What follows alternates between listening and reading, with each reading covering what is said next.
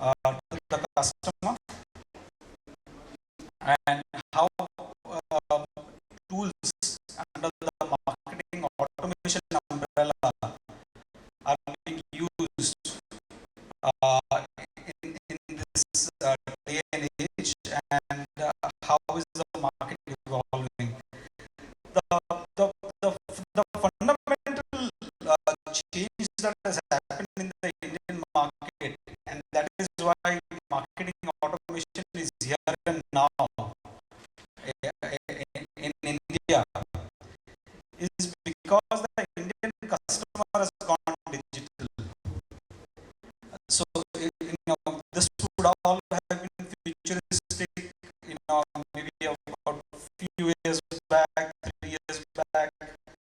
If you're talking about marketing automation, not much relevance here, but the difference is that the Indian customer has gone digital. He is today having a smartphone in his hands.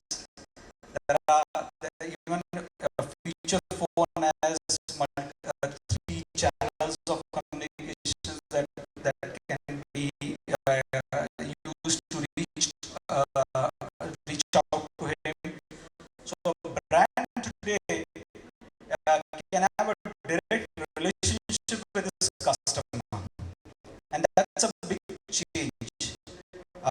Previously, organizations with the large pool of audiences or large customer base used to interact with their customers using a media channel, any media.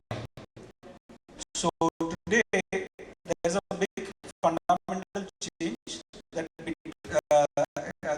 you don't necessarily need a media to communicate with your customers, or the customers to communicate back to you. This is being done through a direct relationship with the customer. So what digital enables is a digital relationship. So a direct relationship between you as a brand and the customer. So how does that fundamentally change the equation? Because now customer is giving you feedback, you have to look at that feedback, and that feedback can be explicit or it can be implicit. Implicit in terms of his activity, his intent, his usage, intent, etc. So this is a new framework, and marketing is no longer about creative or content. I think increasingly it is about marketing tech or martech, and there are new skills that are required to be able to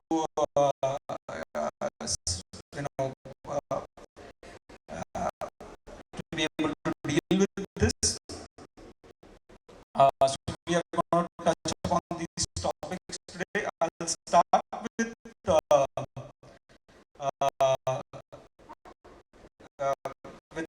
Sanjay.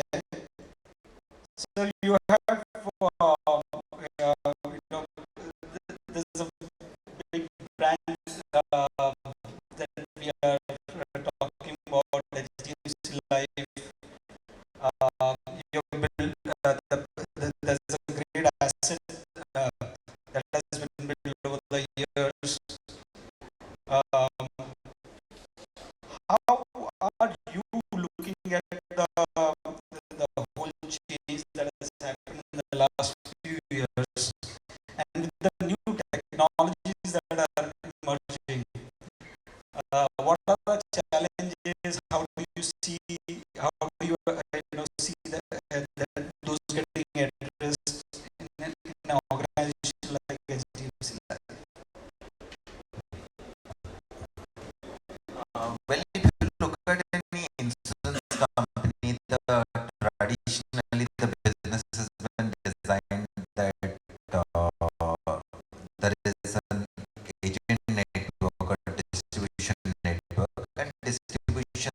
are subject to take the relationship forward with the customer.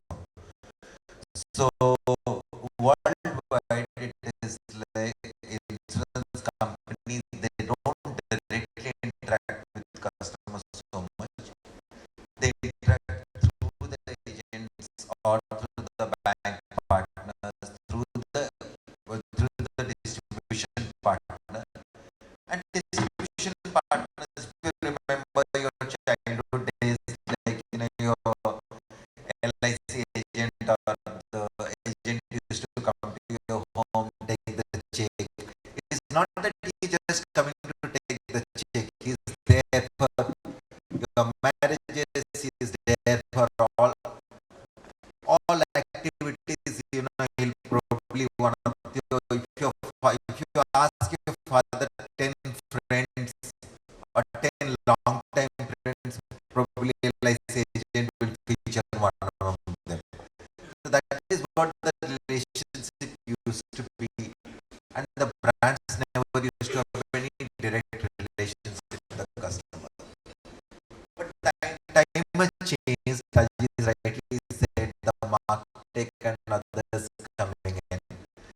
And there are two things which is happening in the organizations. One is there is an increasing pressure within the organization to see what is the kind of marketing investment, whether they are really helping or not. Gone are the days where you can spend 100 crores, no one is going to ask, like saying that I did 3 brand campaigns, and this is what, as per the media spend, to 5 plus 70 reach, I need to spend this much money. So today you will not get those money.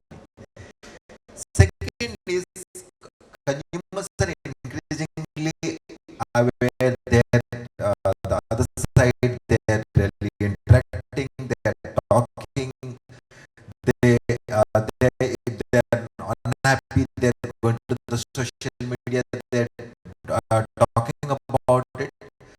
So as a brand, it is important to really create and bridge both the gaps to say how I am actually interacting with the customers, and at the same time, as you rightly said, take the customer responses in doing it.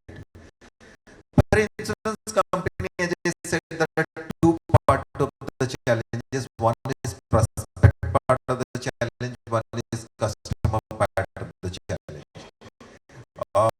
So prospect part of the challenge is, again, with the digitization coming in. So we believe that the customer today can directly buy from the company. The distribution was required when there is customer doesn't know about the company, someone want to talk about it. But with e-commerce growing, and there is a report, BCG and Google did a report in 2013. They said by 2020, 70% of the insurance purchase will be influenced online. So they will either buy directly, or they will do research online and buy offline, or research online and buy online available agents and the distribution partners. So it's a big leap. So we need to ensure that whatever happening. So how can I communicate and make people aware online? And see what we call, like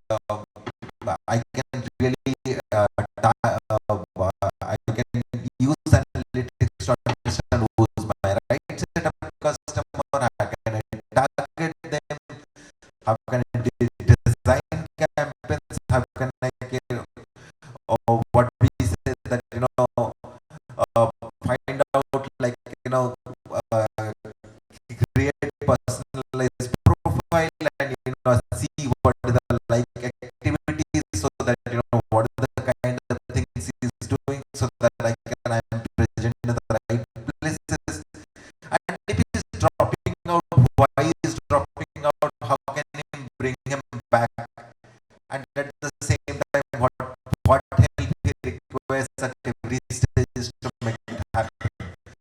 So you need data for every stages. You need efficiency at every stages. And what is the kind of tools which is going to really help you in that? The second part is existing customer. As I said, companies have very little program in terms of, and it is, I call it like old hero ad, like fill it, sell it, forget it types. Like once you buy the policy, only time you discuss or directly interact with the companies, like when you pay the premium or you, there is a claim. That is the only time when an insurance company has some interaction. But now the time has changed. We do a lot of activity to really keep the customer engaged. So what is said? How can I understand what is the right time to get engaged? What is the right channel of communication to get him, get the person engaged? And what are the kind of occasions I can create? Will will will a customer like a brand who wishes him on his birthday? Will a customer like a brand who wishes him on his festival? And let's say if I'm putting a festival, how I know that if there's a Hindu festival, it actually goes to the right audience. If it is like a New Year, it goes to all everyone. And how I'll understand in like what kind of data I can actually get over the period of time, what we call a structured or unstructured data.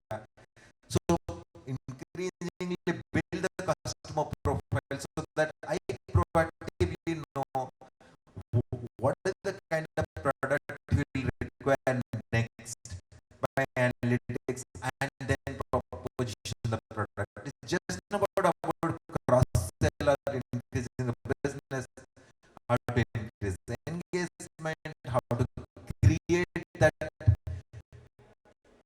value the customer, saying that I this is the kind of brand who really cares for me. So that is all these things really can be built with the marketing automation, and there are a lot of tools available to really make that work. But more importantly, like it is about the disjointed part of thing which is really bothers me as a marketer still, and we continuously work on that, because the customer can come through like what we call as OMNI-Channel. He can come through any channel. He can go to the social media, give some comment. He can some see today just now, like I'll like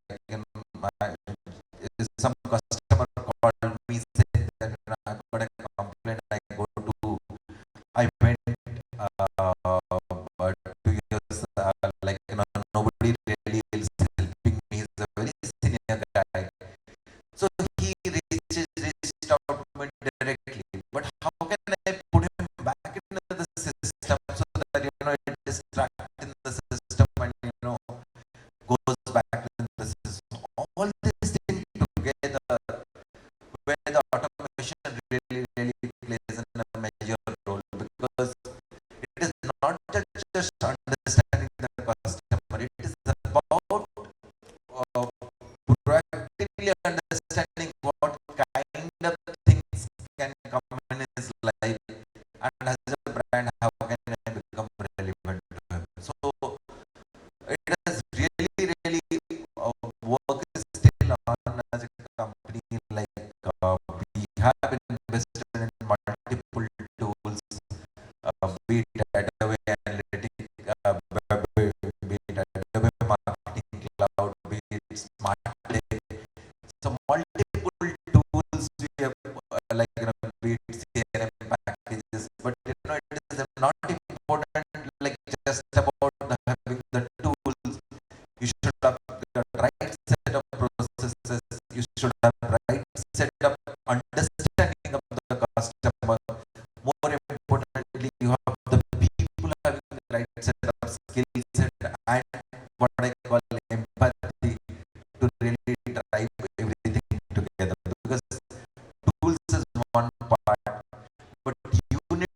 understand how to utilize the tool, how to make the best out of it, and eventually how as a brand you can reach out to the customer so that like whatever my brand promises are package your customer really feels it in every possible way. Great. I think thanks for giving us this framework, Sanjay. I, I think one of the most important things that you touched upon, and this is a primary question. So, is marketing automation a tool? Is it something that you can buy off the shelf and use it within the organization and it works out of the box? So, Sachin, since you come from both primarily offline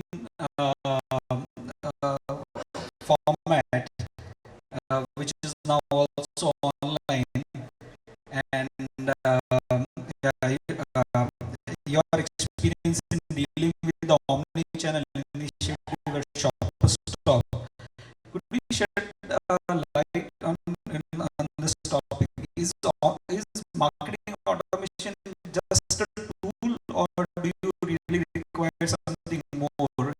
Do you require a framework like what Sanjay sir just explained? Short answer,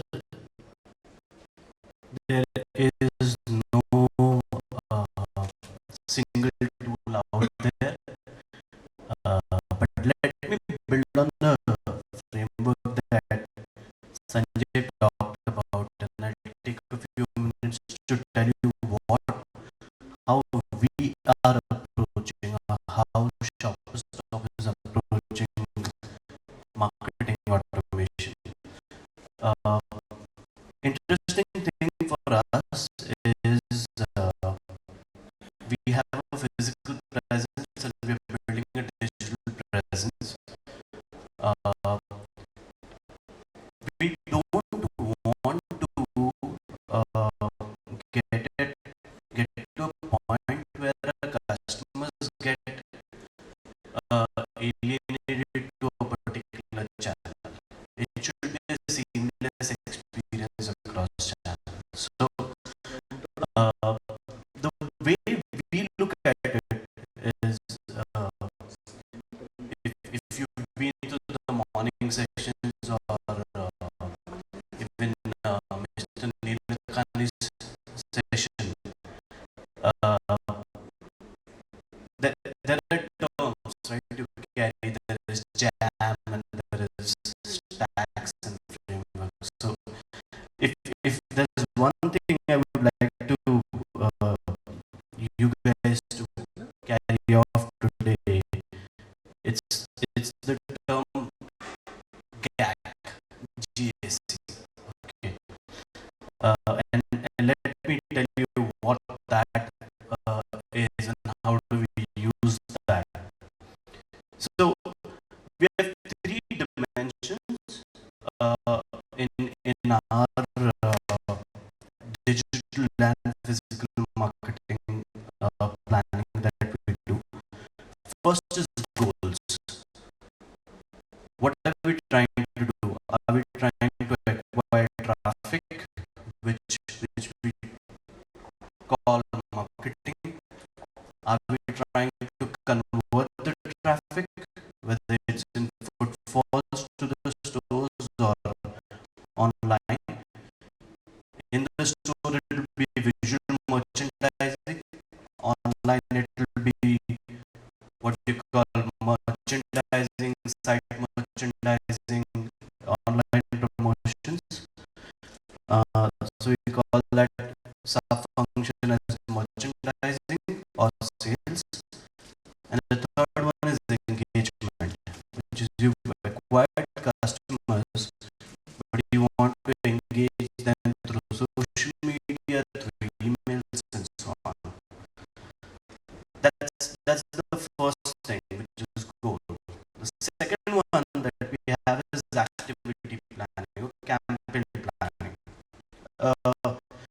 The offline media has standard terms for these as well. It's just that digital makes it a little different, and I want to get to a point where you understand why, or we're able to tell you why we need personalization, or why unified views of customer. So activities could include unified view of customer. What does it mean? Defining that view, capturing that data into your databases in one system, multiple systems. If you have orders, transactions, they're living in different systems. If you have the KYC data for customer, the emails, phones, it's going to live in different systems. Behavioral data, what did the customer come and browse on the site? In the store, can you capture that? Can you see which aisles did the customer walk through? That's living in a completely different system. Okay, in certain systems, it will be Google Analytics or some form of analytics systems. So getting that aligned is the biggest challenge in marketing automation. Unless you have your unified view of customer, including all these data points, defined, captured in a good way. There is no one system. There's CRMs, there's ERPs, there's order management systems and analytics. You have to have them talking to each other. The second thing is what marketing calls as campaign planning.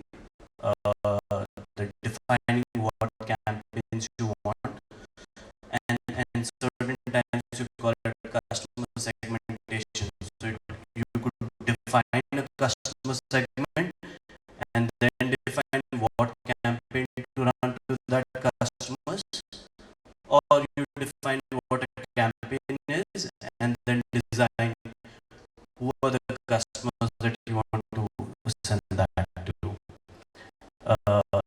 Third one, the campaign execution, followed by tracking and measurement. Most important is this tracking and measurement, again done by analytics. And here's the killer, which is brought in by the technology explosion happening currently, which is the channel.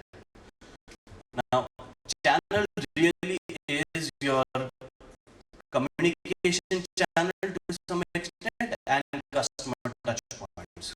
Customer touch points could be mobiles, TVs, your PC laptops, and even kiosks, tablets, and the whole screen phenomena that is happening. But a touch point is also a physical store. It's also the SOH media or out of home media that you see, right?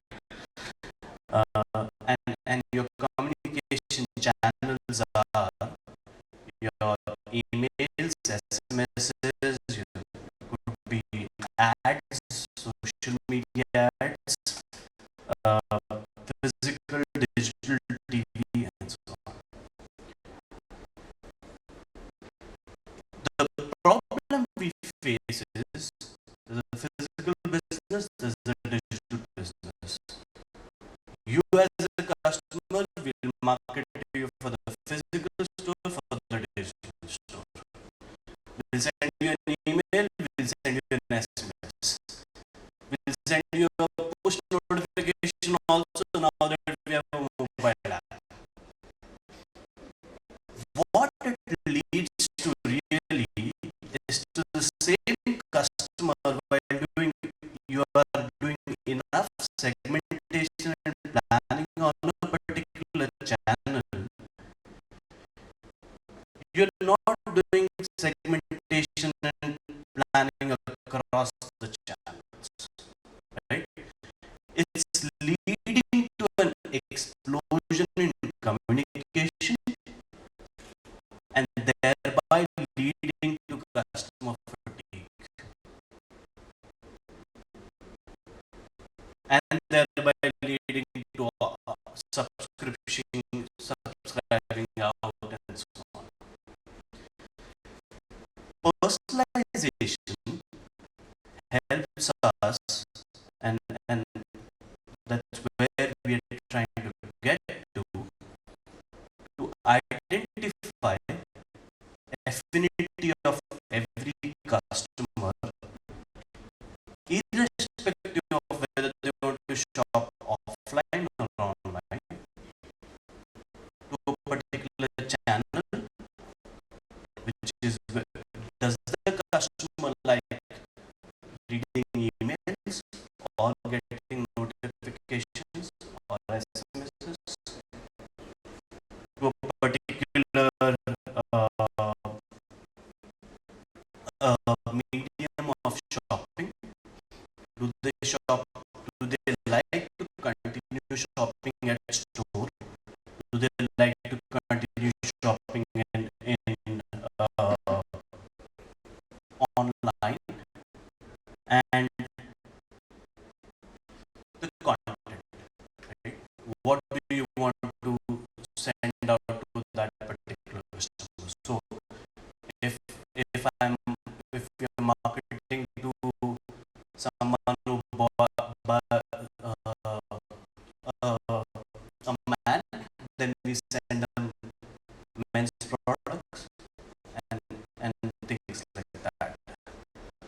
So we are trying, our internal goal is to actually reduce the marketing communication that we send out. We believe we are already sending out enough. Now we are trying to put in systems or have systems which are in silos, talk to each other. There is no one tool. You build a wrapper around the existing systems and reduce the communication. I'll give you an example, right? What we're trying to get to is, let's assume we acquire a new customer. We send out to the same customer an email, an SMS, a notification, a print mailer, and we track the behavior of the customer. Is the customer clicking on the emails and buying? Is the customer clicking on a mobile app and then buying? What time is the customer clicking on? What content is the customer clicking on? Creating personas, but personas in the digital world can get complicated, because I could be shopping at a point in time on a for myself or a family member. So you actually have profiles and personas under the profile. Building this whole data, the unified view of the customer, and then getting to a point saying this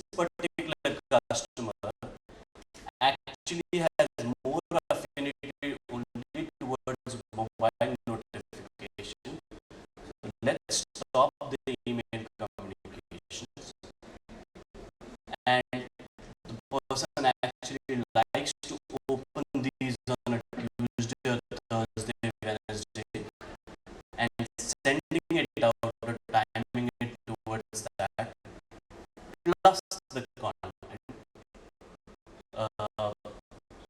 so that to every person, while I took this example more in terms of the engagement vertical, you could do the same in the marketing side, which is the acquisition. The customer is just not responding to you on social media, then might as well not market. Use some programmatic to market on another medium. We've got interesting things going on. I'll give you a few samples which will talk about how the data layer is built out well and how in this framework you could do very interesting things. As a customer, you went online, you added 2 items to the cart. Then you walk into the store. If you connect to the store Wi-Fi and you open the app, can we tell you these 2 items are available in this store? Right here. So it takes things to the next level.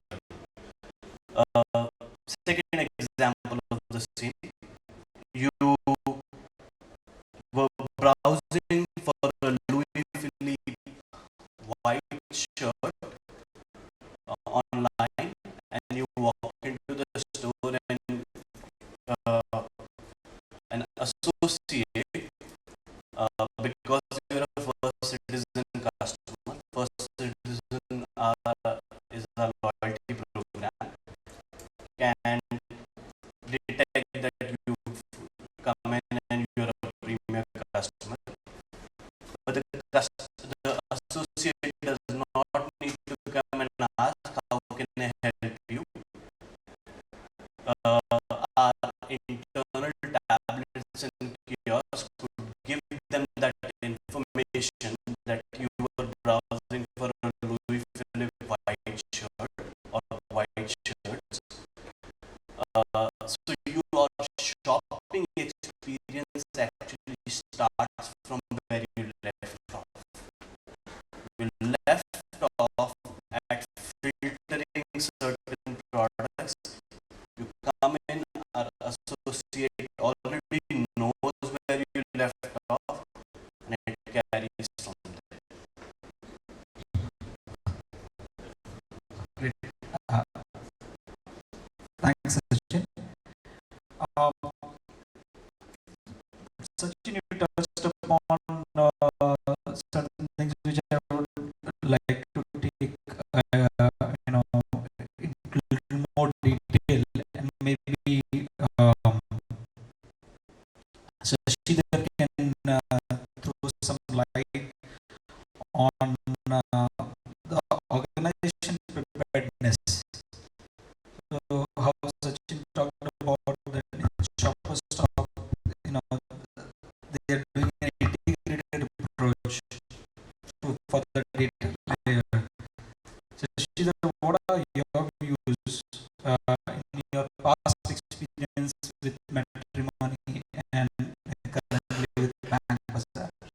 I think thanks to Sachin for putting the right framework and Sanjay for putting the entire connected framework. So just to step one step backwards before answering the question. So any organization would want to do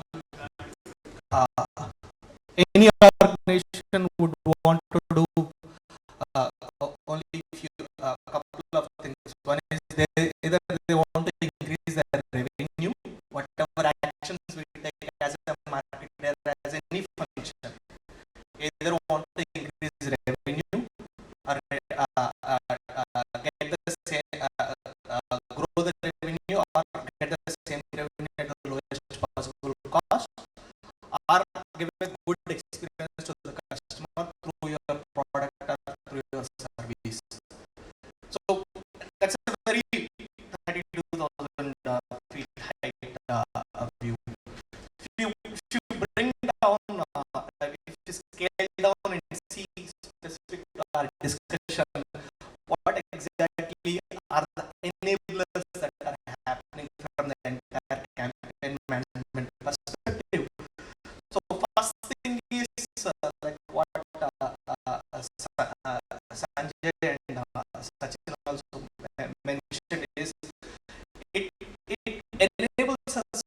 as a virtual improvement cycle, virtuous improvement cycle.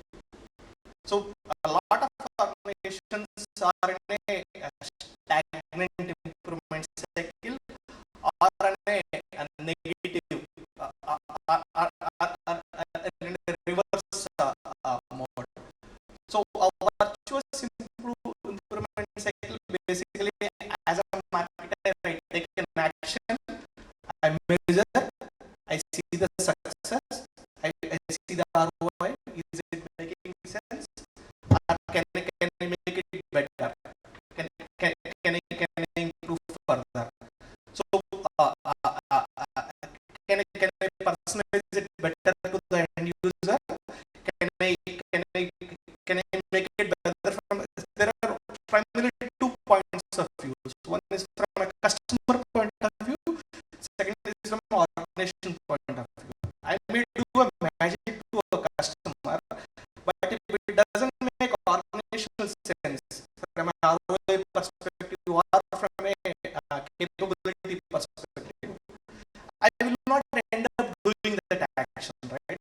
So both these balance, both these activities are extremely critical in every single activity. So building that virtuous improvement cycle is the first key enabler this practice brings in. If I had to call it as a practice instead of a tool, so first enabler, and the second thing is this brings in great enabler in terms of test and go approach. So I don't need to go and try out my entire population. So the advantage of campaign management or any of these tools, marketing tools, what they bring in is I can select a sample data. I can learn from a sample data what is working, what is not working, and then I can scale up. So there are lots and lots of good A/B testing tools, control group tools in the market. So there are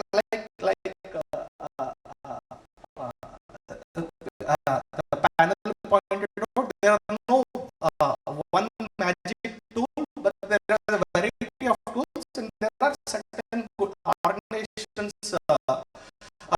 who are stacking up everything put together, and they are doing a phenomenal job. So it's not that our tools are not available, but there is a limited knowledge in organizing those tools, and some organizations are doing a definitely decent job in bringing everything together. So that's the second big important thing. Otherwise, if the second piece is not done well, right, the most of the times what happens is your analytics team keeps on coming back and analyzing history. They'll ask you to project your future from history. So you cannot create a history.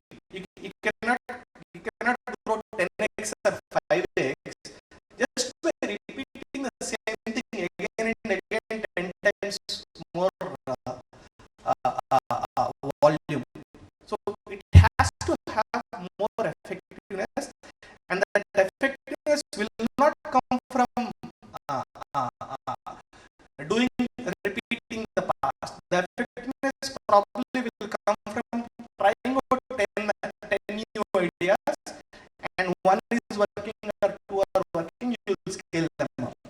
So that is the second big enabler this practice brings in my mind. And the third piece is in terms of you can handle complexity. You don't no more need to do a 80-20. The typical business models of good lot of traditional organizations is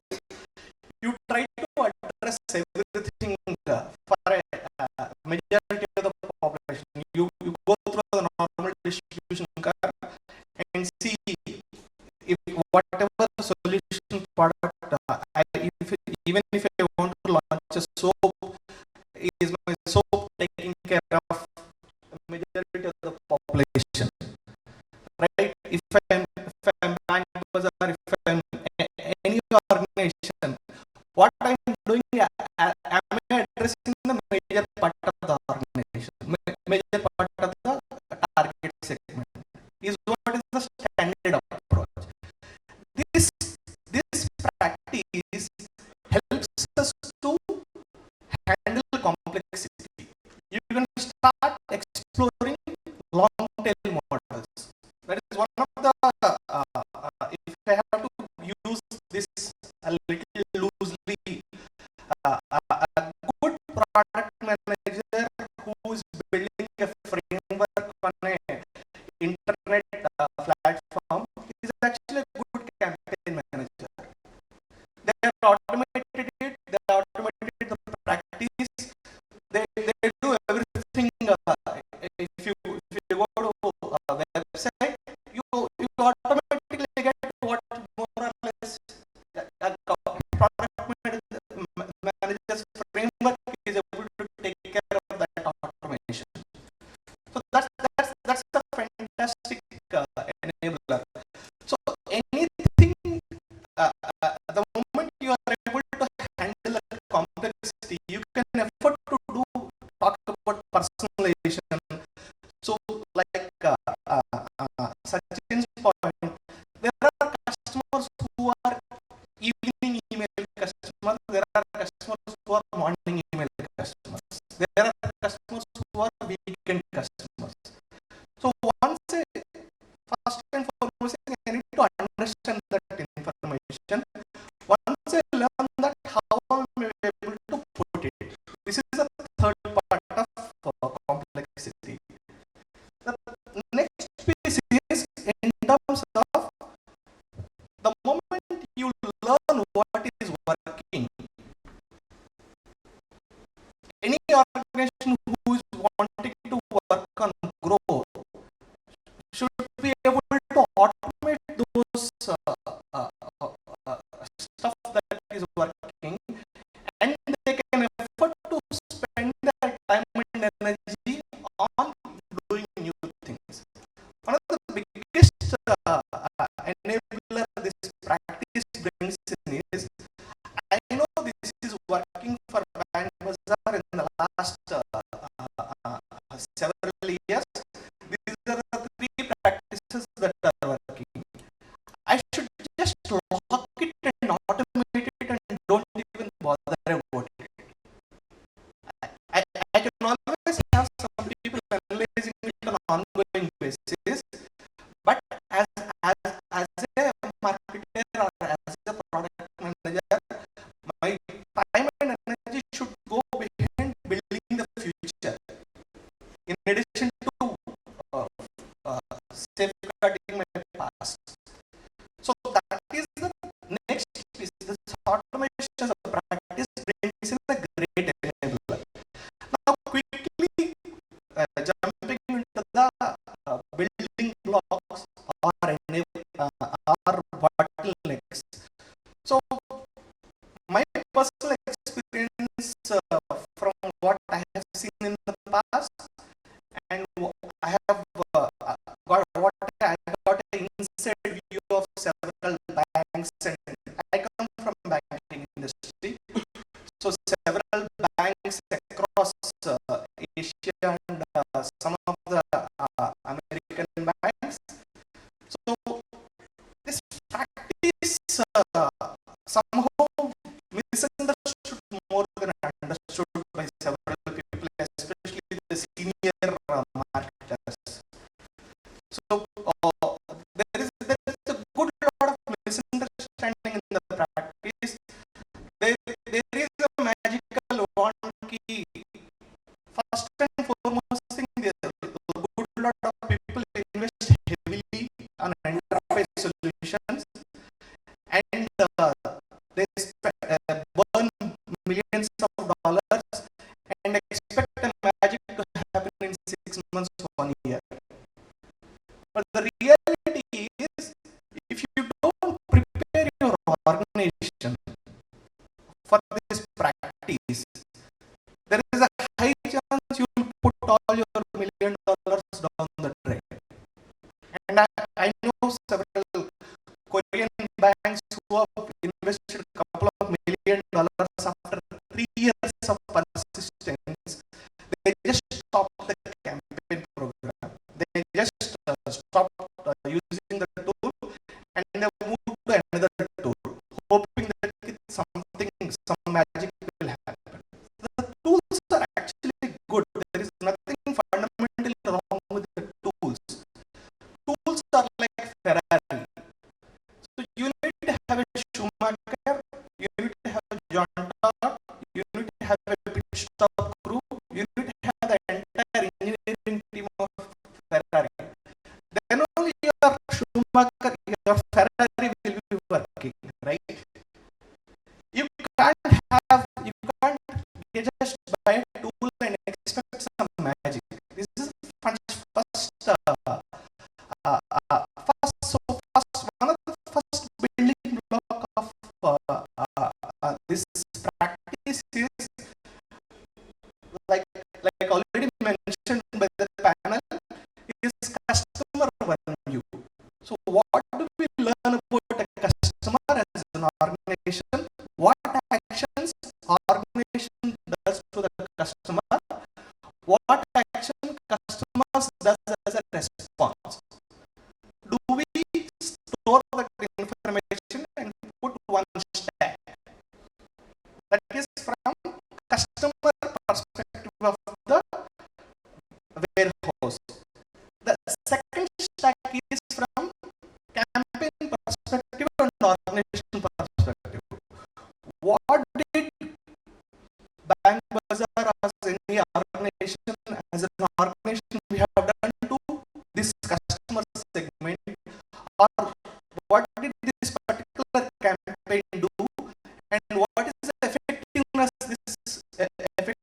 or efficacy of this particular campaign?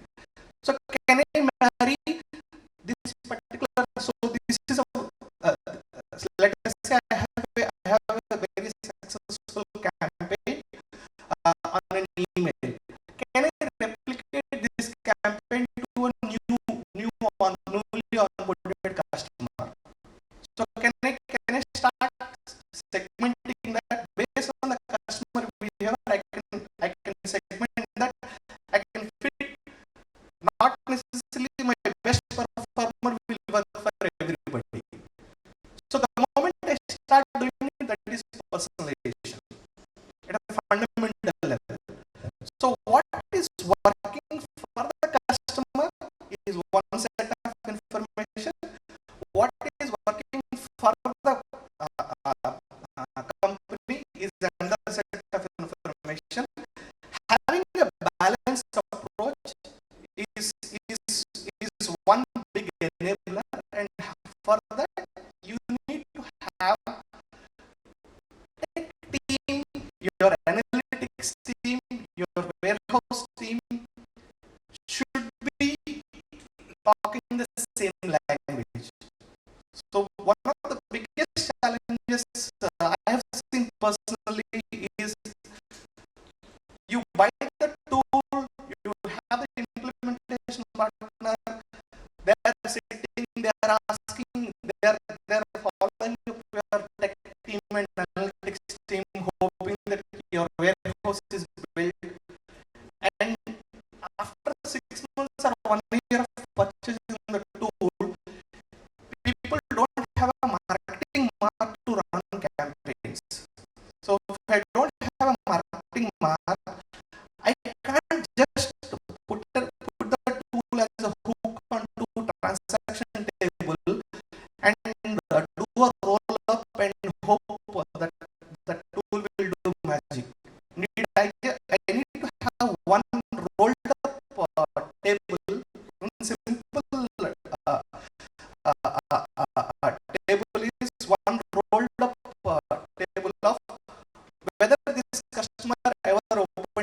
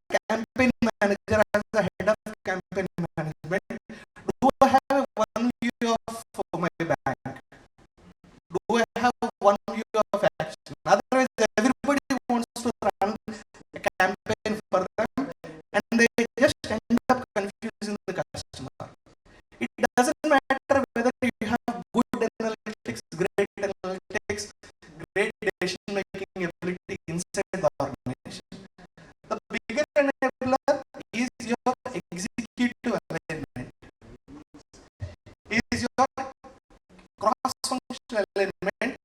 Do we have a cross-functional buy-in where you can connect people together and they agree this is the quarter, this is what we will do, this is the quarterly plan, this is the monthly plan, this is what we will do. Within the quarterly plan, how do I go about improvising is a completely function specific area, business specific area. But I should have a broad quarterly plan. I may always deviate from the plan by 10, 20, 30%. But I should not be starting my quarter thinking that I'm going to bombard the customer. So, contact governance, one of the things mentioned is contact governance is an extremely important enabler again for campaign management. So, different people would want different contacts. So, broadly, if you have to divide the people into categories, one set of people are friends, second set of people are acquaintances, third set of people are never friends. So you need to have different set of communication, different set of engagement to different people. This is the next building block or enabler in terms of building block. And the last piece I would like to touch upon is in terms of the basics of measurement. So how seriously you take your measurement and how well you organize your transactional data and put a rolled up function. So that goes a long way in terms of learning a lot about the customer. We would like to discuss that as part of the database, data layer, unified view of the customer. So if you can just hold on to that thought, because we're discussing about organizational preparedness. Because unless that organization is prepared internally, whether through talent or training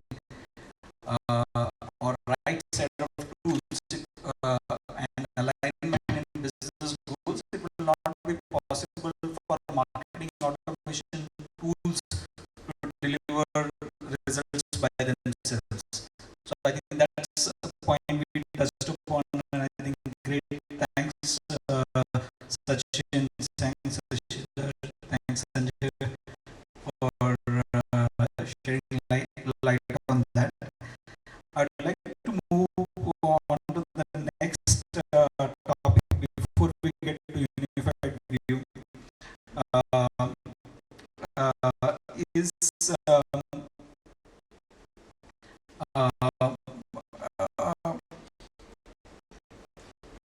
Radhika, you come from what I call as a new age organization.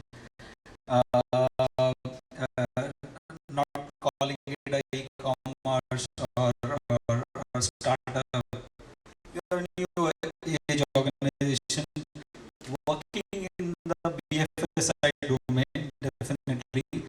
But what that does is you don't have a legacy or baggage of siloed systems, etc. So that is the reason most e-commerce organizations are at the forefront when the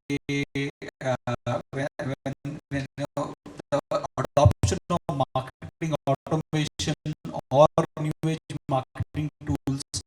You can see in the e-commerce organization. One of the reasons is that they don't have a baggage to deal with. The other is we are dealing with a new type of marketing,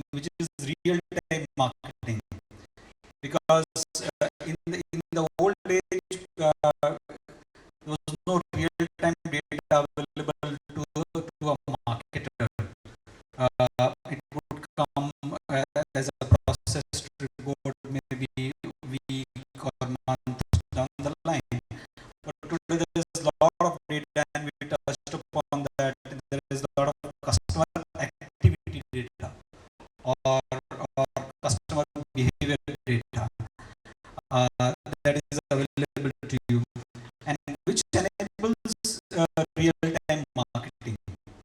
Uh, because you could look at history and say he purchased, uh, these type of products, so he's likely to purchase that type of products. That is historical. That's a view that you are having, a real view. So that is important. It is important for segmentation, etc. But there is enough data available, which is intent data. The customer is spending time on a certain section, on a certain product in your website. Can you look at that? He's opening a certain type of emails. Can you look at that? Now, Radhika, how are you going about addressing the challenges of real-time marketing in your organization?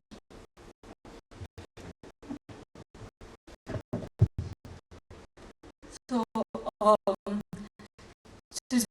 just before I start answering the direct question, one of the thoughts which I came with when I was just driving down here was we've heard of many P's of marketing. So there's one P which sort of came up, which is not the four. So pardon, I will seek pardon to Kotler. So one thing is something like proscent, which is proactive and being present. What this really means is, on one hand, I have enough customer data which I have collected and I keep doing campaigns. So that is my push. I keep pushing out campaigns to the customer. And when the customer is ready, for example, if he's going to come browse my section of term insurance plan or a child insurance plan because he just had a child or his child is turning 5, me being able to to be present for him at that point of time. So that's one thing. That's what automation really helps us do. Being able to magically appear when we are really called for. In terms of how we try to do, that's what I was telling the panel earlier, that if I were to wait for the utopia moment where all my databases will start talking to each other, everything will run in parallel. So when a customer is browsing the section, he will get an email or he will get an SMS talking to him about how to buy a child plan. I could wait for that moment, but if I wait for that moment, I will lose my job, because being new age companies, we have to be agile, and there is a lot of so being on the fly decisions that we need to take and ensure that at least we don't try to boil the ocean, but there are 2-3 things that we do so that at least we start doing it and then lead to a higher level of evolved behavior. So the higher level of evolved behavior is when your campaign size where n is equal to 1. I'm just borrowing from my friend here. So where the campaign size is where n is equal to 1. So what we do, for example, is I could just give you an example of, if suppose birthday is coming in 60 days. So the customer did not, there are customers who came to buy his car, but I do know his date of birth. So I say, okay, your birthday is coming in 60 days. If you're going to buy a term plan after your birthday, your premium for your premium paying period will increase by X. So if it's here's your 60, before 60 days, I send an email saying if you buy now, your premium for the rest of the years, assuming a certain calculation, you would save X lakhs by your birthday now. So that's high level of personalization, because the premium is dependent on what is the age of the customer and when is his birthday. So then I say, okay, 60 days, he doesn't open my emailer. I send the same emailer but with a different subject line.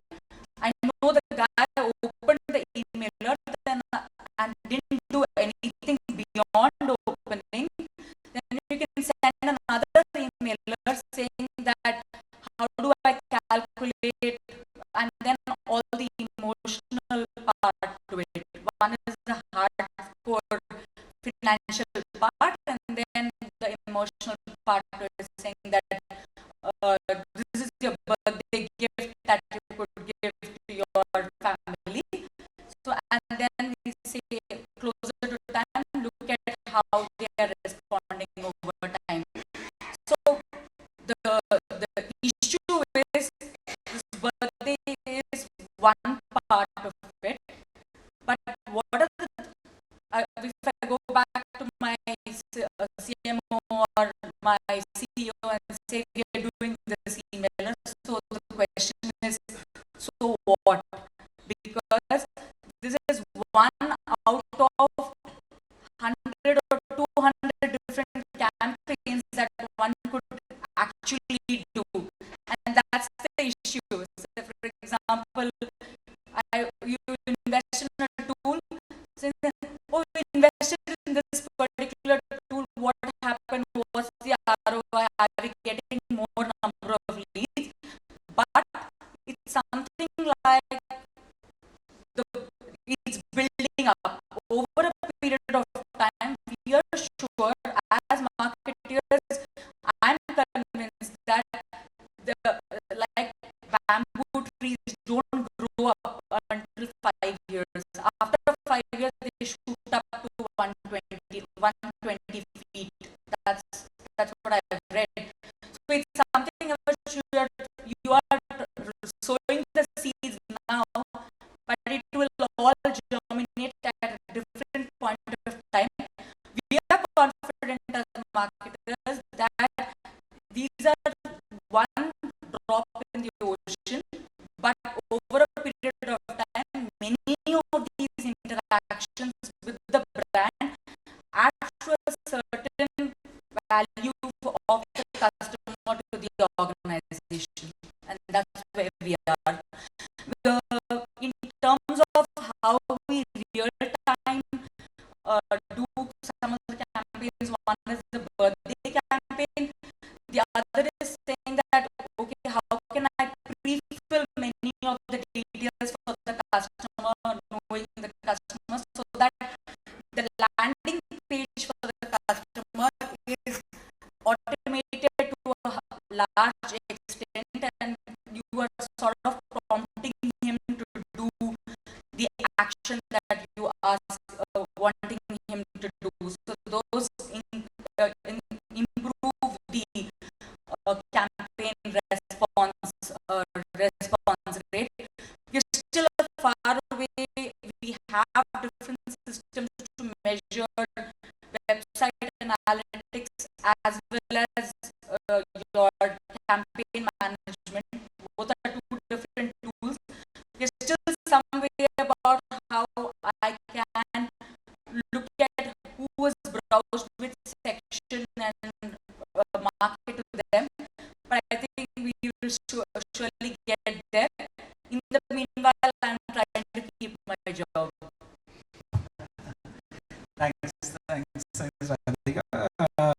Shishir, you have any thoughts on real-time marketing? Thoughts in terms of real time, my simple take is we need to identify the context. So once we know the context, if the context is known 1 month before, 2 months before, then I can do a batch activity, right? And the moment I identify the context in real time and I have to take action in real time is where is the one of the biggest challenges a lot of marketers go through. There are pretty good set of tools, but those tools, what typically they do is they do a 2x2 matrix level of drag and drop kind of thing, where one of the tools has a limitation of you can put only 128 columns. Whatever you can fill in those 128 columns, as long as you can refer to the table and the data is available in the table and the data is getting in real time uploaded into the table, you can serve it. But the reality is, I need to have a tech infrastructure where whatever customer actions are happening are getting uploaded into the table, and my tool is referring to the table and taking an action. That's the reality. So there's a lot of action happening. There are a lot of pretty good set of tools which are built on big data as a backend. They're pretty smart techies working on this problem. There are sizable set of tools which will help us in serving real time. So if I have to tell real time, I divide this into two pieces: real time serving, real time cooking and serving. So real time serving is, I know already what to do with this customer.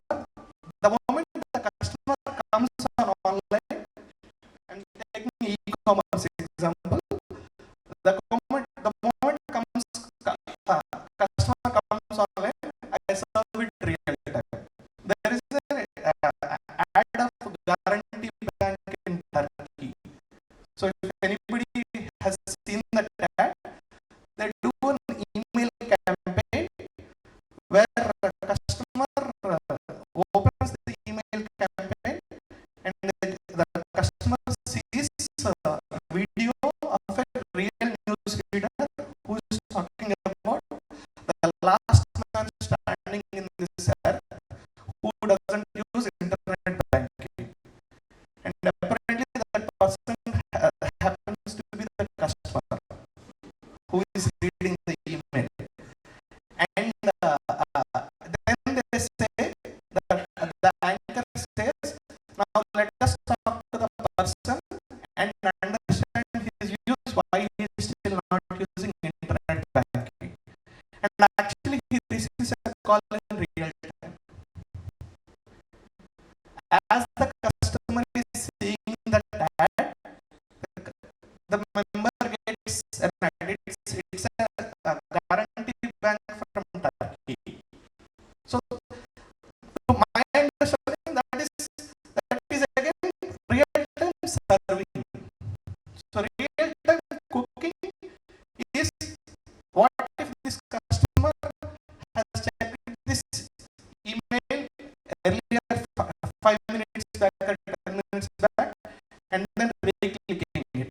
Will you still send an email? Will you still send an automated phone call?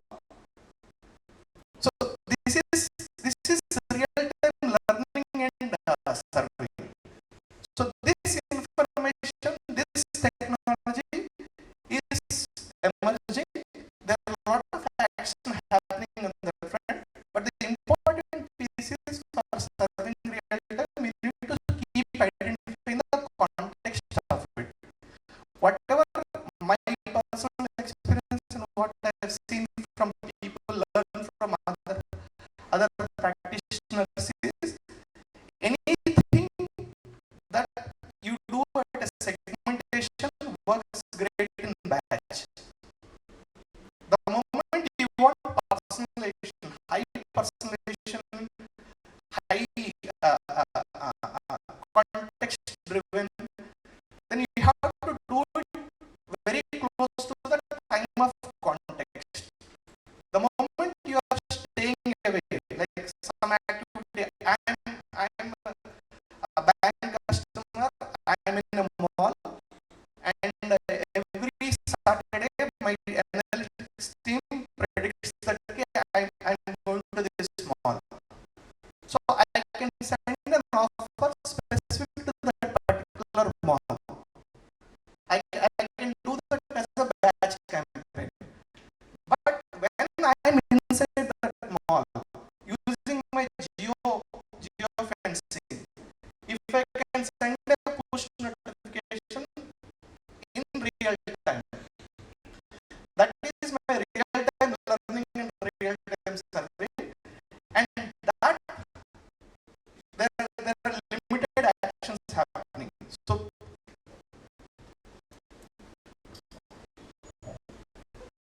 got it.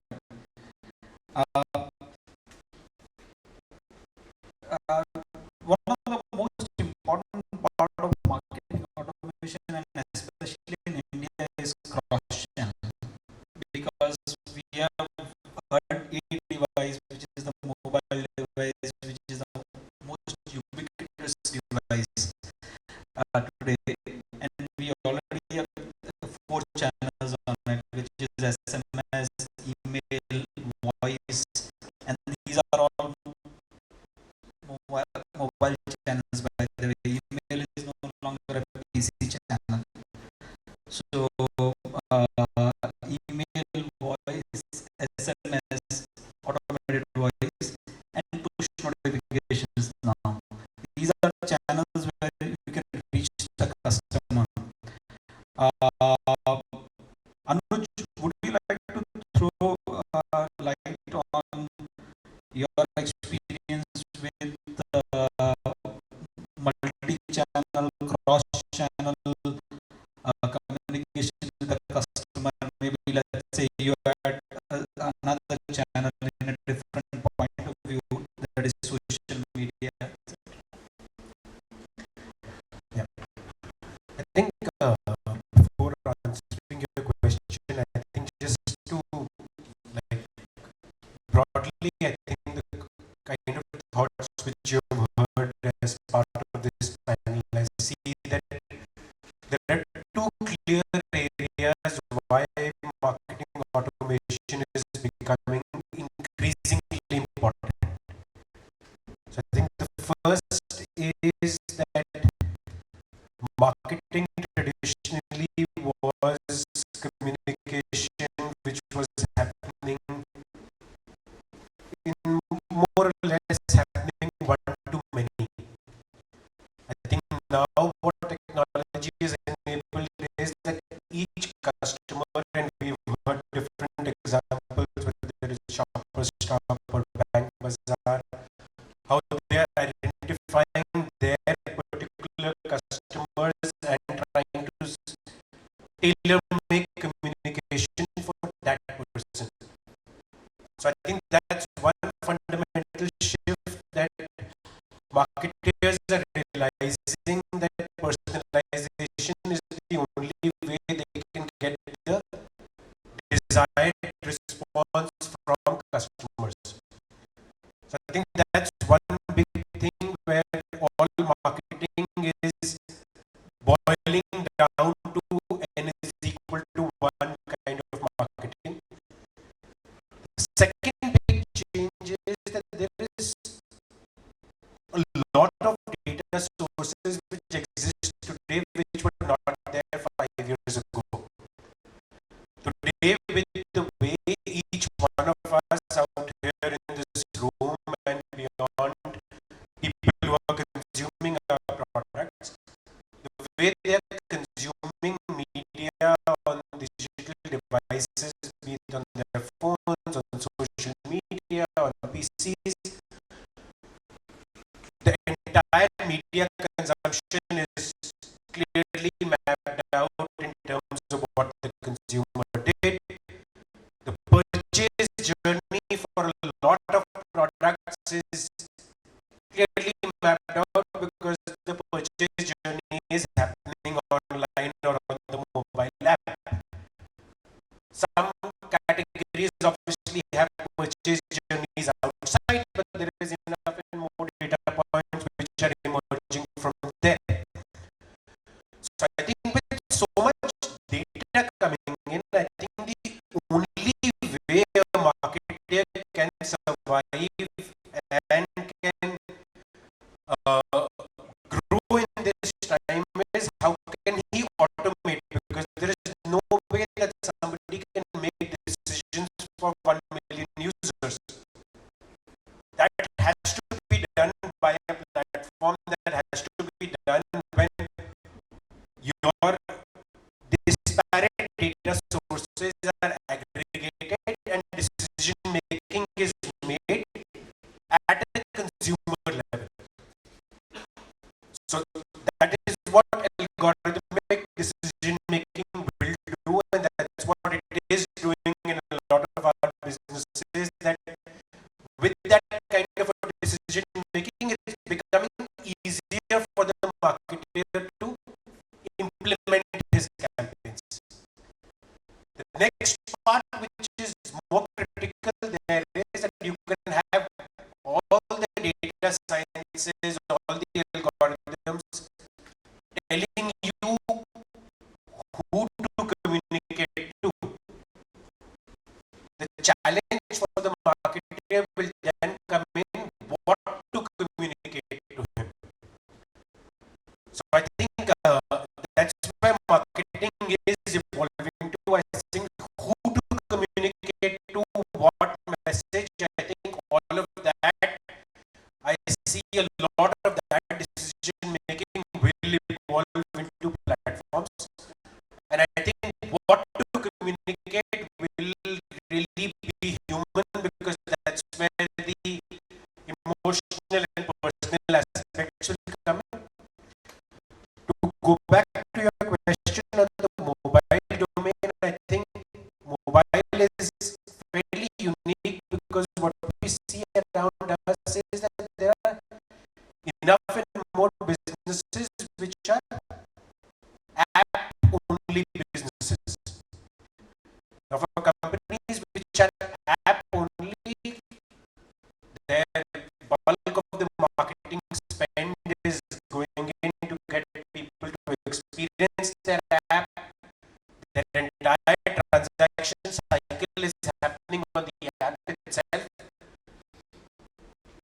I think the automation in terms of platforms is, I think most companies today who are app only are already implementing this marketing automation. So they're getting data on last mile attribution in terms of whether it's a click-based attribution or buying or what kind of an event the consumer is doing on the app.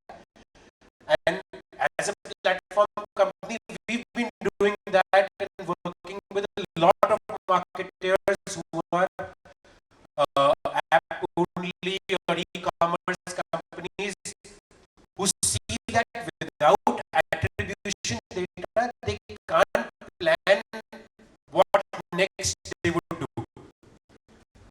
So that historical knowledge in terms of what consumer engaged with their communication, what did he do, till what level did he go and put goods in the cart, did he actually buy, how did he conclude the transaction. So I think all of those data points are actually coming in to decide how your next marketing campaign is going to be done. And I think on mobile that's much simpler. For companies which are running omni-channel, like the example which we were hearing for ShopperStop, obviously the challenges are significant. You have legacy databases, you have your own CRM system, you have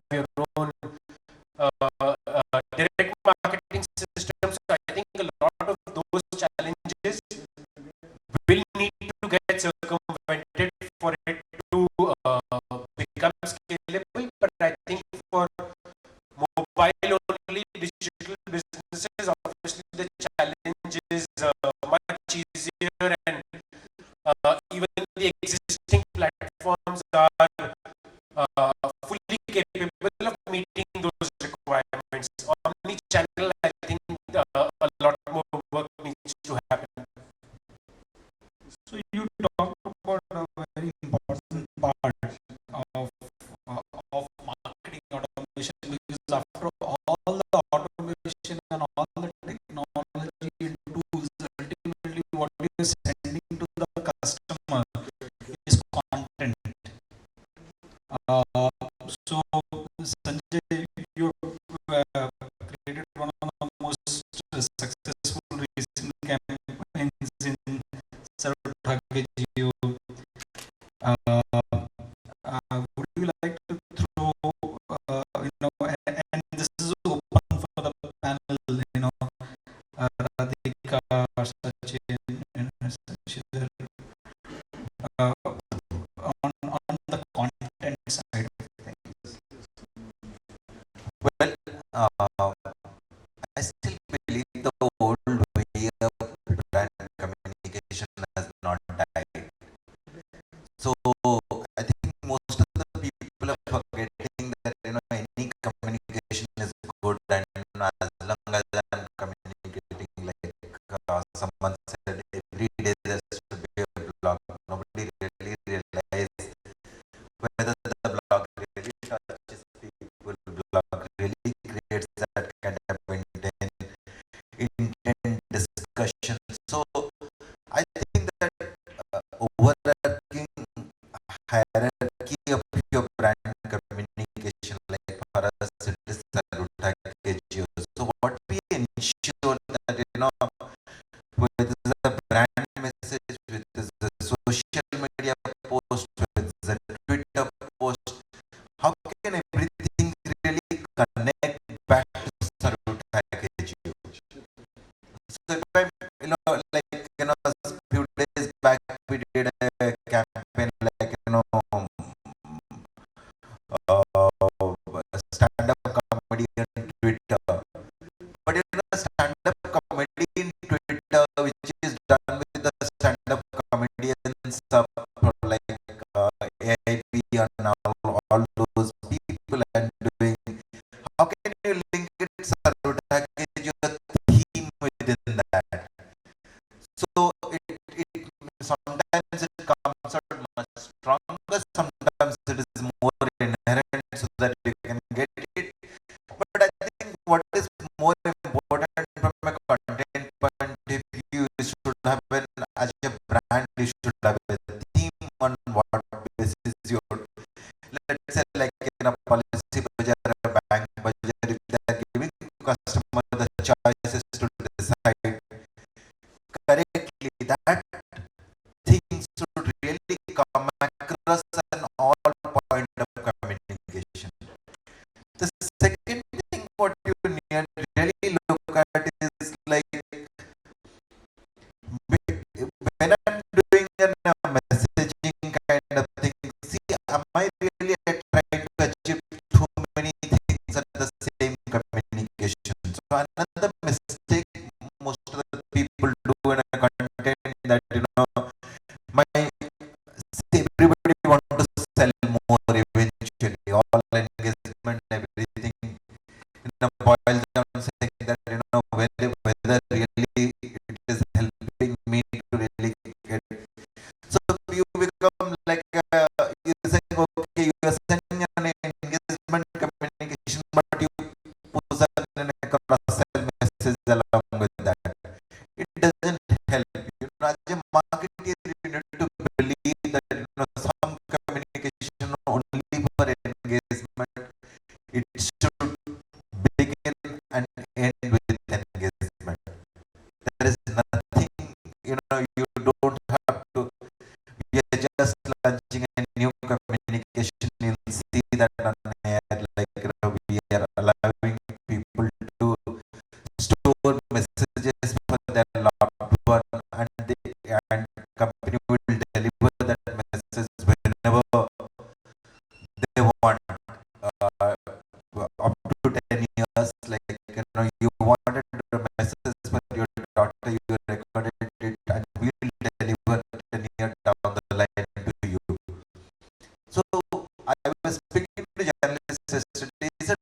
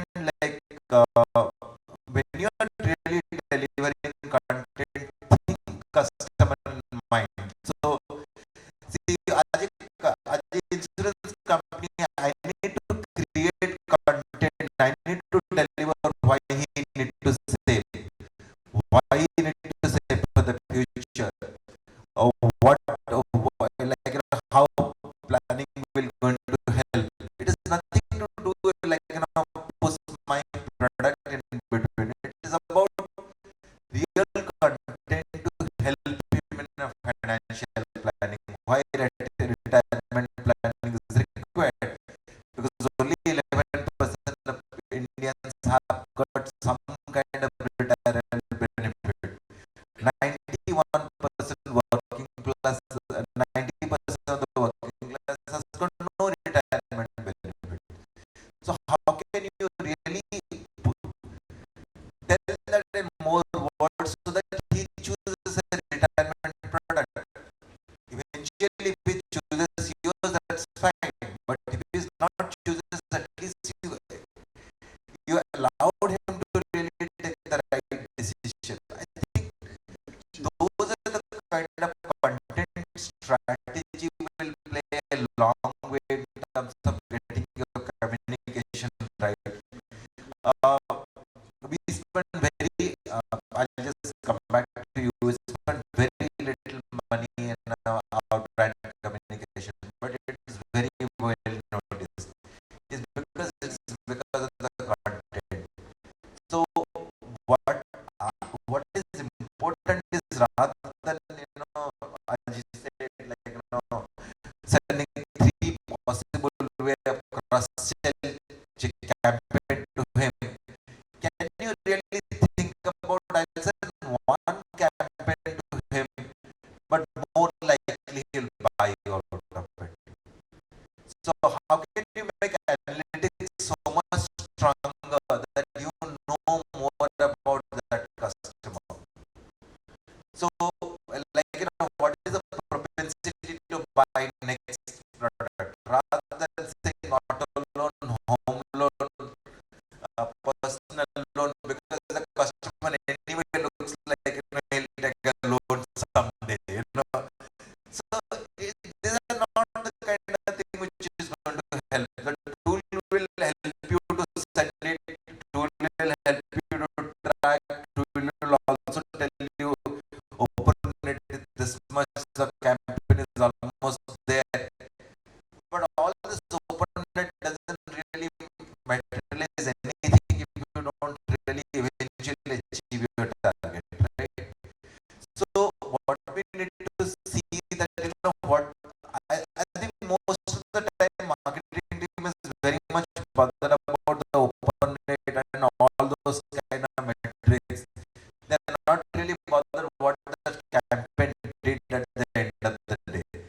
I think what is important to see as a campaign, what I as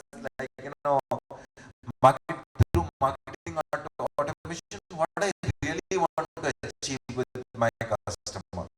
What is my long-term goal? So what I'm saying, when we are tracking a lot of short-term target and which automation has really helped us to really see what is my medium-term target and what is my long-term target. So as long as you have some view, I'm not saying you spend more amount of money, but when you are designing communication, you have to really keep that in mind. For us, it is very important because in an insurance and a lifetime, someone buys only 4 or 5 times. I might do bombard communication every month, and PolicyBazaar might be sending me every 3 mails or 5 mails every month. But I am not going to buy that policy because I will buy once in 5 years. That means 12 into 5, 60 into 5, 300 communication came to me from only one sources. Assume there are 10 players, that means I got 3,000 communication. Will my communication, when I decide out of this 3,000 will stand up? That is what I need to really think, and that is what the communication will make a difference. Thanks, Sanjay. Radhika, Anuj, Sachin. Yeah. So I think We'll just then open this up for the audience. so I agree with Sanjay that communication is the biggest challenge that I face. So it's not about the go ahead to buy the tool that was done, the tech integration that can be done because the marketing and tech teams are fairly integrated. Then we sat down saying, okay, this tool has capability to run multi-step programs. Okay, draw out 10 steps. Okay, we can do 10 steps both intertwined by email and SMS. Now tell me, what are the 10 messages we are going to give? It's like we are scratching our heads.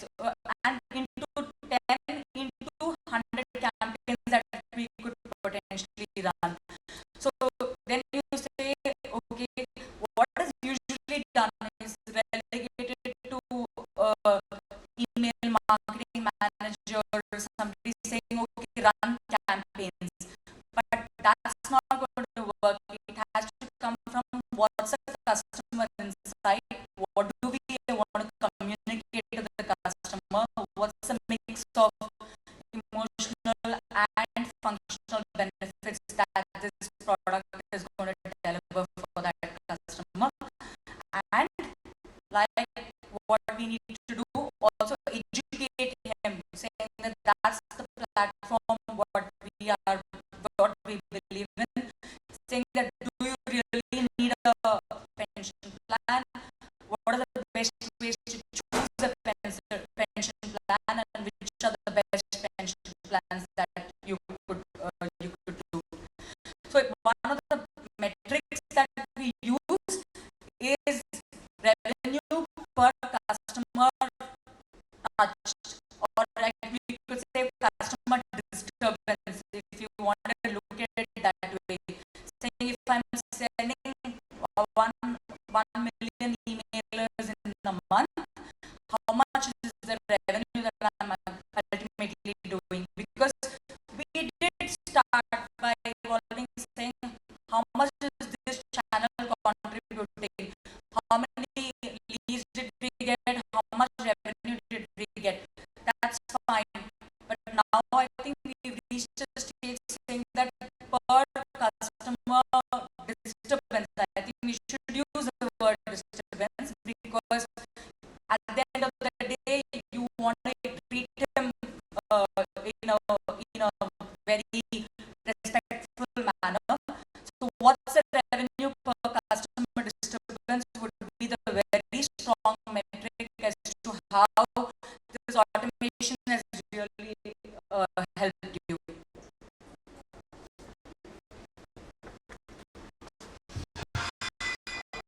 Can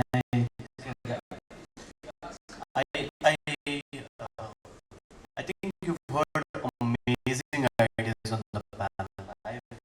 I've heard a lot of great ideas for our planning. But I want to tell you guys one thing.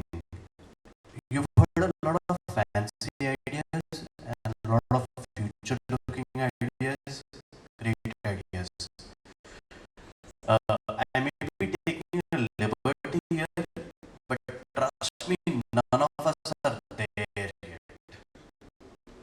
We're talking about these automations and tools and so on, and certain times you, as I've been on the other side, so you get afraid that, wow, there are so many things happening and we're not doing it. We are not there yet. What is important is to understand as a marketer where you are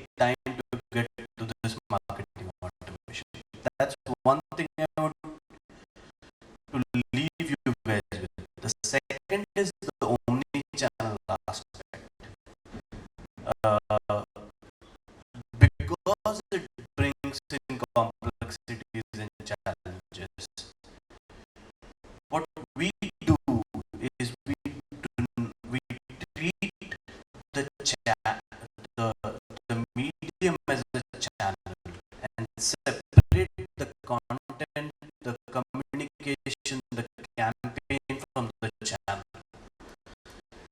The channel is personalized, but if you let's assume that there is a Diwali, then there is a campaign around Diwali, and then you figure out where you want to communicate instead of having broadcasting across channels. Sachin, thanks for appreciate your honesty, and I think I agree with you personally. Yeah, I'd like to open it up for the audience. We have 10 minutes odd, so please make the questions crisp. And there are a lot of hands, so I'm not will start. Okay. Yeah, please go ahead. This is Prasad here from Logic. So, quick question there. We talked about a lot of marketing automation, but at the end of it, it's the consumer and the content that is going to, consume. A lot of tools that we have. The quick question is that as the amount of communication that we get, so do you think in future someone mentioned 3,000 mails? Okay, how is it going to how the consumer going to react? And the measurement parameters, are we going to have any dissatisfaction index? A simple thing is that if I get a call 5 times a day from car insurance, I said that I'm not buying from you. Okay, so is there a measurement parameter that marketers are ready to say that dissatisfaction and how the consumer is going to behave with so much of spam?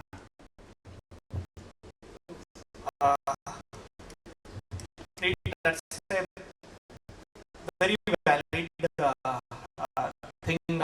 Almost all of us has this fundamental question: when do I say, when do I stop communicating, and when do I where do I put that Lakshman Rekha? So there is no right and wrong answer. Different organizations takes different routes. An organization which is in a basic level, they do bombard, and even after 10 years, there will be organizations which will do bombard with us with multiple communications. What is definitely going to be one trend is it is going to get more and more difficult for several organizations to have a mass communication.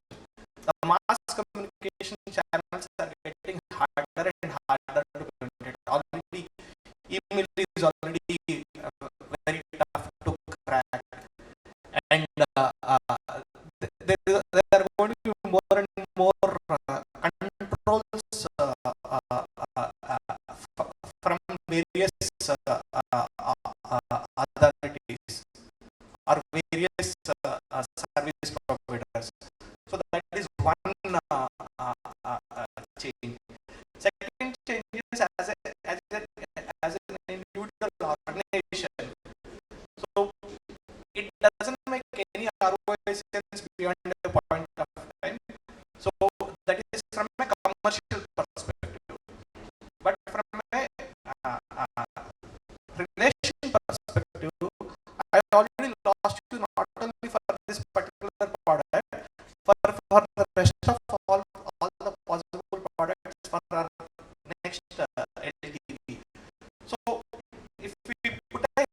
LTV approach, what is the lifetime value of this customer?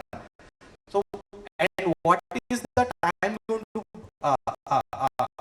do that makes great sense from a commercial perspective. Same way, we need to have that, like one of the things Sanjay is sharing is, can I put the context value to it? So, so can I bring in a context value and put a cap on the context? Once this context changes, like 5 times is what insurance is bought. So if I can't use analytics and purchase it, probably I don't venture there and put a control.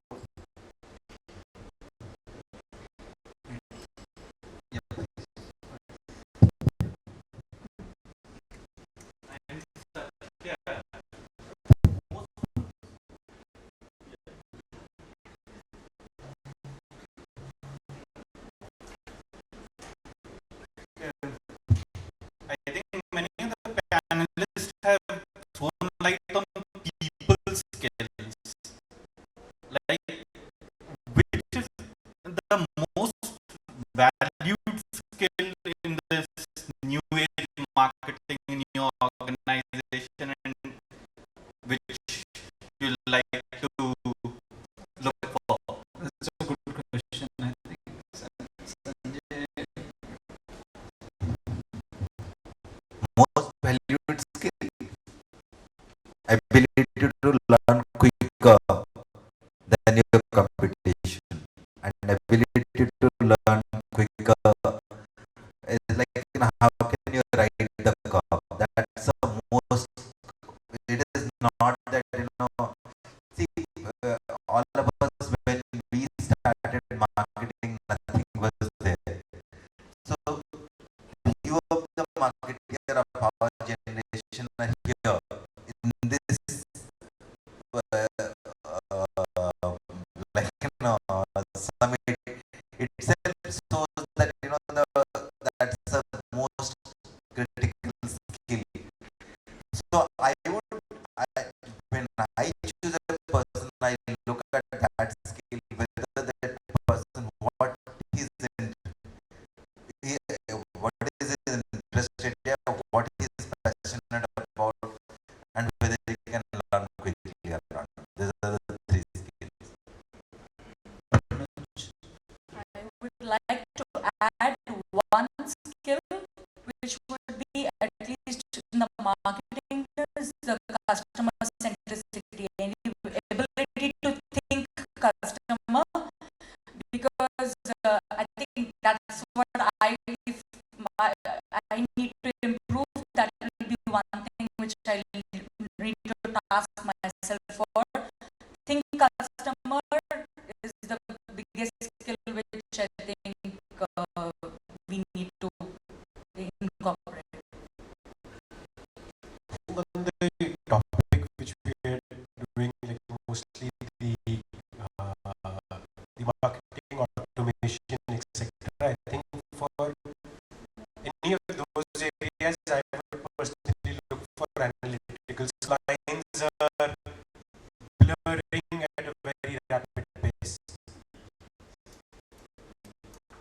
In the right sense of humor, after customer centricity, analytics, and the three skills that Sanjay talked about, I think one skill is very important in anything, with the amount of information explosion that is happening, is filtering noise from information. Because at all points, there's going to be so much data coming at you, and as a person, to make those decisions, you will have to filter out what is noise and get to the information, which is analytics. But if you look at it that way, as a lot of noise coming at and finding information, Yeah, and to generally speak, I think the whole ability of marketing fraternity to adopt technology and to adapt to technology, and that is what I think through analytics, etc., data, it's all about embracing technology with openly. That's going to be required. Without technology skills, so that is why I think people are talking about chief marketing technologist as a new designation, marketing technologist instead of marketing executive, martech instead of marcom. So, so these are the Hi, my name is Dilpreet, and I'm heading the CRM vertical for the operating group. My question is for Sachin. So, like, with so much focus on the omni-channel approach and the digitization, so right now the customer is having access to almost all the channels and is present everywhere. So, what is the best way to attribute the conversion when you are calculating the ROI for a particular channel? Just to give you a real-time example, so like the Mintra who has just gone only Affle, so I'm getting the SMS also, getting the email also, getting the push notification also. So when I go to their app and I purchase anything, so where would you attribute? Great question. We're still dealing with that. Uh, there is first time attribution and last time attribution. Okay. Those seem to be the standard metrics that are used. If you ask the marketing agencies, they'll talk about the last time attribution. And if you ask the brand side, they will say first time attribution. I think there has to be a sense of balance. Okay. You we you cannot get down to a point that okay only last time attribution with what's happening in the new world is the whole aspect of dynamic remarketing and so on. So unless you look at the first time attributions driving the dynamic remarketing, you will not be able to measure your last time attributions. Or giving another example, someone came to the site, okay, they browsed, they added items to the cart, you sent out an automated email saying, hey, here's a coupon for you to buy. Now, do you measure that as an email conversion, or do you measure as the first channel through which the customer came? So what we do is we measure both.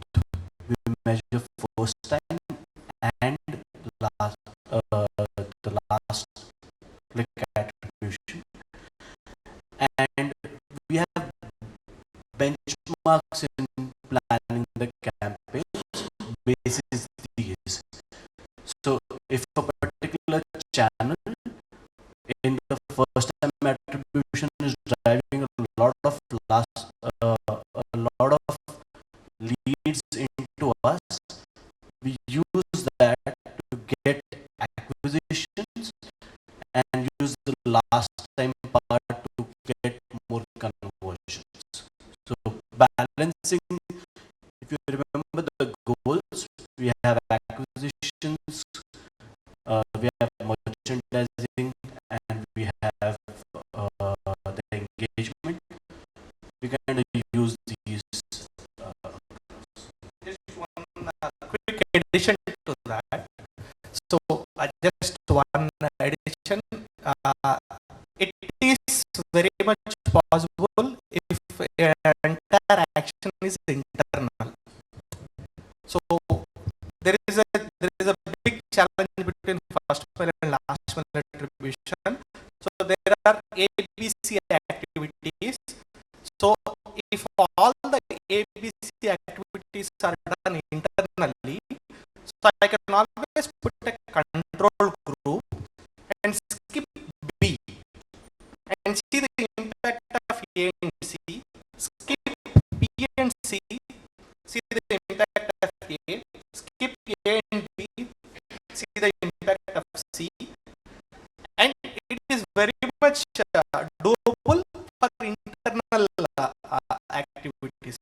Anything, because a lot of marketing involves a lot of external stuff, so that is not measurable, not clearly measurable. You can manage your affiliates, you can manage your Google SEM, you can manage your whatever internal campaigns you do, all can be integrated, and you can have, all you need is a good multivariant testing tool where you can have control group. As long as you have that, indeed there are very good organizations. If you follow Epsilon is doing a great job across industry. So they do a fantastic job on attribution. I want to add a small point, because we talked about it yesterday and in the call. There's some very interesting stuff happening. Now, when you talk about attribution of a conversion across channels, how would you measure? Taking an example, how do you measure whether a display ad online resulted in a footfall in the store? Right? And there are a lot of surveys that are done. There are a lot of